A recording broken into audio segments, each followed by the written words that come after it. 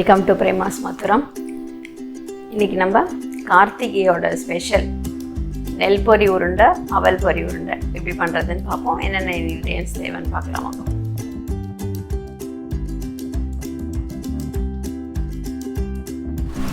கார்த்திகை பண்டிகைக்கு அவல் நெல் பொரி உருண்டை அண்ட் அவல் பொரி உருண்டை பண்ண போகிறோம்.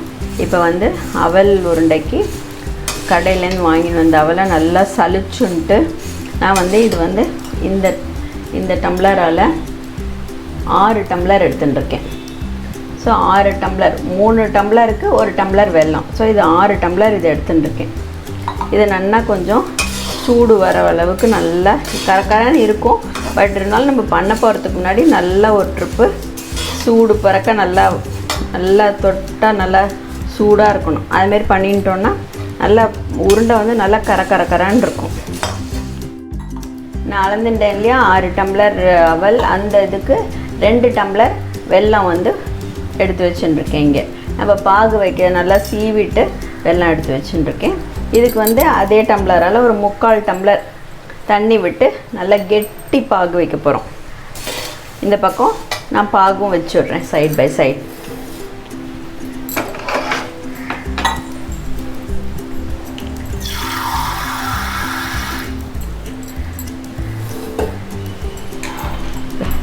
பாருங்க, 3/4 டம்ளர் தண்ணி விட்டுருக்கேன். தண்ணி விட்டு இதில் ஏலக்காய் பொடி, சுக்கு பொடி அண்டு வேர்க்கடலை. அவல் பொரி உருண்டை, அவல் உருண்டை மட்டும் வெறுணை பண்ணக்கூடாது.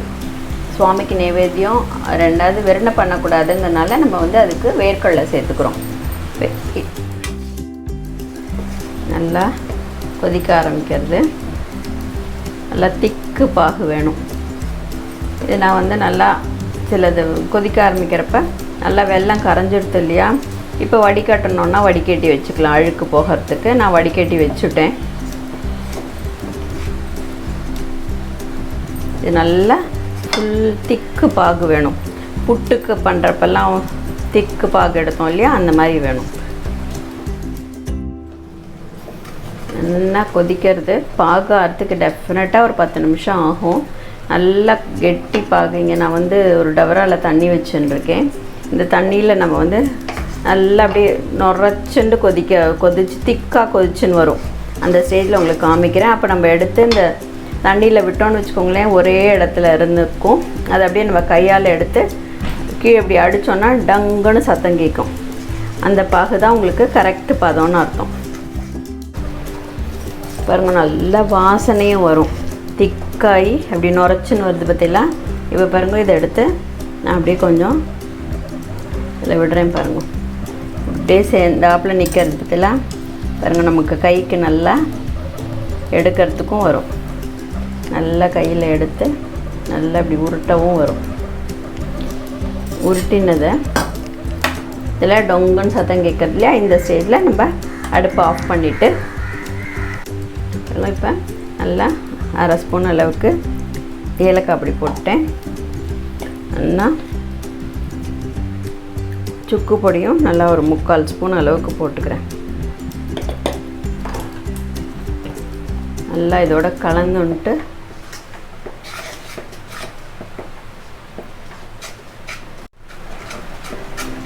ரொம்ப நல்லா கலந்தாச்சு.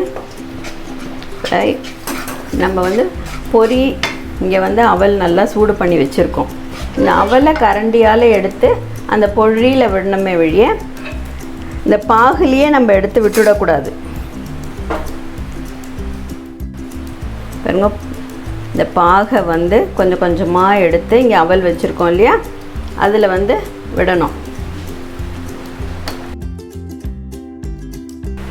ஆனால் நம்ம இந்த அவல் எடுத்து பாகில் போட்டு விடக்கூடாது.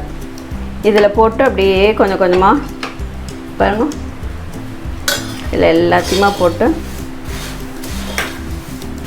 வேர்க்கடலையும் அதில் சேர்த்துண்டுருவோம். வேர்க்கடலையும் சேர்த்துன்ட்டு நல்லா கலந்துப்போம்.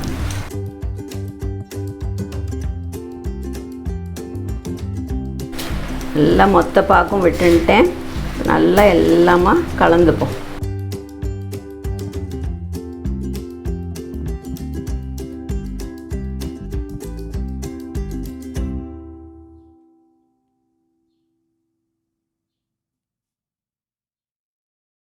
கையில் வந்து நல்லா நெய் தடவின்ட்டு கொஞ்சம் சூடு இருக்கிறப்பயே நம்ம பிடிக்கணும்.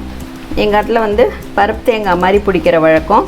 அதனால் முதல்ல பருப்பு தேங்காய் மாதிரி பிடிச்சுட்டு அதுக்கப்புறம் உருண்டை பிடிக்கலாம். இப்போ நம்ம சூடோடு இருக்கிறப்ப நல்லா திக்காக பிடிக்க வராது. பட் இருந்தாலும் நல்லா நம்ம வந்து உருண்டையாக பிடிக்க வந்துடும். அதுமாரி நம்ம பிடிச்சிட்டோன்னா கொஞ்சம் ஆறினோன்னே நம்ம நல்லா அதை வந்து ரவுண்ட் பண்ணிக்கலாம்.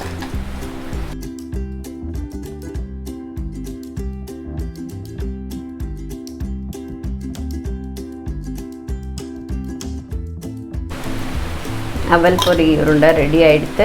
பருப்பு தேங்காய் வச்சு ரெடி ஆகிடுது. இதுமாரி இன்னொரு பங்கு இருக்குது. உங்களுக்கு நான் சொன்ன அளவுக்கு இதுமாரி இன்னொரு பங்கு உருண்டை வந்திருக்கு. இப்போ வந்து பாகு வைக்கிறப்ப சில சமயம் பிடிக்கிறப்ப கொஞ்சம் அலண்டுதுன்னு வச்சுக்கோங்க.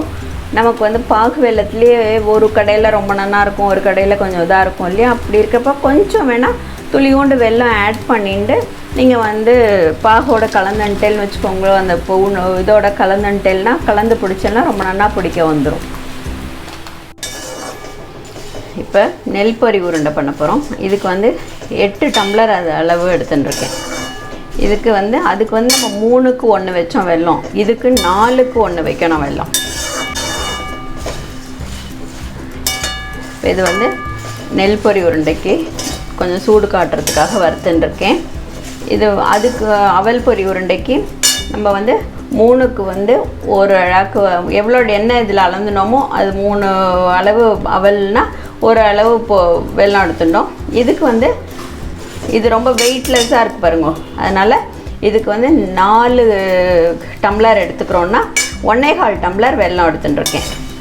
இந்த பக்கம் சைட் பை சைட் வெல்லம் வந்து நான் வந்து 8 எடுத்துட்டுருக்கேன் இல்லையா? அதனால் 2.5 டம்ளர் வெல்லம் வச்சு அது முழுகிற அளவுக்கு தண்ணி விட்டு இங்கே பாகு வச்சுருக்கேன். இது நல்லா நல்லா சூடு வர அளவுக்கு வறுத்துன்ட்டேன். இதில் வேர்க்கடலை ஆட் பண்ணிக்கிறேன். நான் இங்கே அடுப்பை அணைச்சிட்டேன். நல்லா சூடு வந்துடுத்து. சிம்மில் வச்சு நல்லா இது பண்ணிகிட்டே இருந்தோன்னா நல்லா சூடாக இருக்கும். இப்போ இந்த பக்கம் பாகு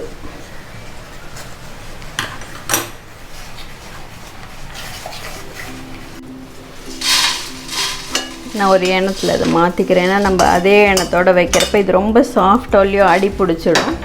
அதுக்காக ஒரு இதில் மாற்றிக்கிறேன். பாகு வரணும். இன்னும்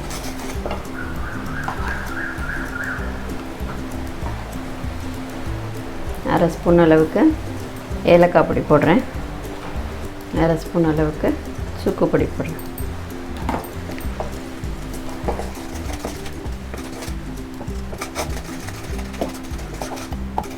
பாருங்க, பாகு நல்லா விட்ட பாகு நல்லா உருட்டை வந்து இதில் டங்குன்னு சத்தம் கேட்டு தான் இந்த பதத்தில் இறக்கிடலாம். இப்போ இதில் அப்படியே விடுறேன் பாகு.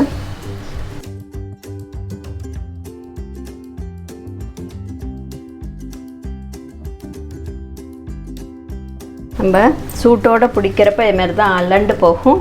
கொஞ்ச நாழி ஆனால் அந்த பாகு சூடு அடங்கினோன்னா கொஞ்சம் எரிக்கின்றும்.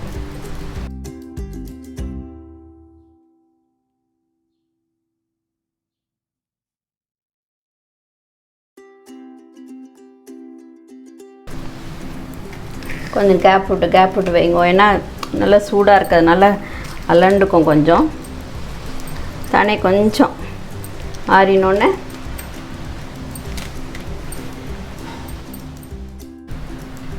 நெல் பொரி உருண்டையும் ரெடி ஆகிடுது. நான் சொன்ன அளவுக்கு இந்த மாதிரி ஃபுல். நம்ம வெல்லம் வந்து நமக்கு அயன் குளிர்காலத்தில் வந்து அந்த வெல்லம் சேர்க்கறது நல்லது. ரெண்டாவது வந்து உங்களுக்கு வந்து நெல் பொரி வயத்துக்கும் நல்லது. எல்லோரும் இதை பண்ணி கார்த்திகை தீபத்தை நல்லா கொண்டாடுங்க. நமக்கு பாகு வந்து நல்ல பிச்சுக்குன்னு நல்லா வந்து பாகு வெல்லமாக இருந்ததுன்னு வச்சுக்கோங்களேன், கரெக்டாக 3க்கு 1 4க்கு 1ன்னு போட்டால் ஜம்முன்னு வந்துடும். இல்லை கொஞ்சம் பாகில் கொஞ்சம் நம்ம சீவரப்பே பாகை நம்ம சீவரப்பே தெரிஞ்சிடும். கையில் பிச்சுக்குன்னு இல்லை, ஒரு மாதிரி உதிராக இருக்குன்னா ஒரு 1/4 அழகு கூட போட்டுக்கலாம். எங்கள் ஆத்தில் வந்து இதுக்கு வந்து கார்த்திகை இதுக்கு வந்து நைவேத்தியத்துக்கு வந்து அவல் பொரி அண்ட் நெல் பொரி உருண்டையும் ப்ளஸ் வந்து அடை, வெள்ளை அடையும் கார அடையும், தட் இஸ் நம்ம அடை பண்ணுவோம் இல்லையா. நான் ஏற்கனவே உங்களுக்கு அடை வந்து போஸ்ட் பண்ணியிருக்கேன். அந்த அடை மாவை வந்து மிளகா வத்தல் போட்டு அரைக்கிறதுக்கு முன்னாடி எவ்வளோ போர்ஷன் ஆஃப் இது வேணுமோ அந்த அளவுக்கு எடுத்து வச்சுட்டு வெல்லத்தை கரைச்சி அந்த அரைச்ச பருப்புகள் அதோட மிக்ஸ் பண்ணி வச்சுட்டு அது வெள்ளை அடையாக வைப்போம். மீதிக்கு வத்த மிளகா போட்டு அரைச்சி நம்ம நார்மல் அடை வாக்குற மாதிரி வைப்போம். நீங்களும் இப்போ ட்ரை பண்ணி பாருங்க. எப்படி வந்து எனக்கு கமெண்ட் பண்ணுங்க. என்னோடய சேனலை லைக் பண்ணுங்க, ஷேர் பண்ணுங்க, சப்ஸ்கிரைப் பண்ணுங்க, பெல் ஐக்கான் ப்ரெஸ் பண்ணுங்க. அப்போ தான் உங்களுக்கு இமீடியட்டாக நோட்டிஃபிகேஷன் வரும். தேங்க்யூ.